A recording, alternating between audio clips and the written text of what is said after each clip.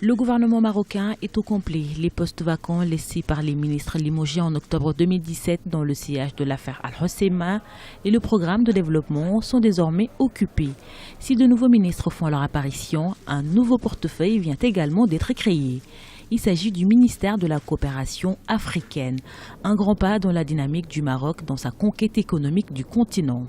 Notre politique en Afrique, Dieu soit loué, a démontré son succès en commençant à porter ses fruits, tant au niveau des positions politiques au sujet de questions de notre intégrité territoriale qu'en ce qui concerne le renforcement de la présence économique du Maroc et le développement de ses relations avec les différents pays du continent.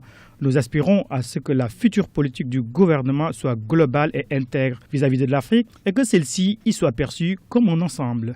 Autre fait notable de ces nominations, il n'y a pas eu de changement dans la structure de la majorité gouvernementale constituée par Saadetdine El Othmani, le Premier ministre.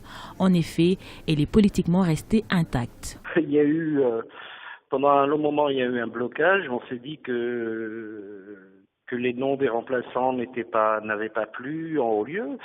Dernièrement, le chef du gouvernement a fait une sortie. Il a dit qu'il tenait à ce que le PPS reste au gouvernement. Donc voilà, il a respecté sa parole et voilà, il y a eu beaucoup de supputations, de gens qui disaient bon, il y a peut-être l'Istiqlal qui va venir remplacer le PPS et même le mouvement populaire, mais finalement non, c'est la même structure. Mais voilà, ils ont décidé de garder les mêmes partis et pour assurer une majorité confortable au Parlement. Ce sont au total 5 nouveaux ministres qui ont été nommés lundi 22 janvier par le souverain Mohamed VI.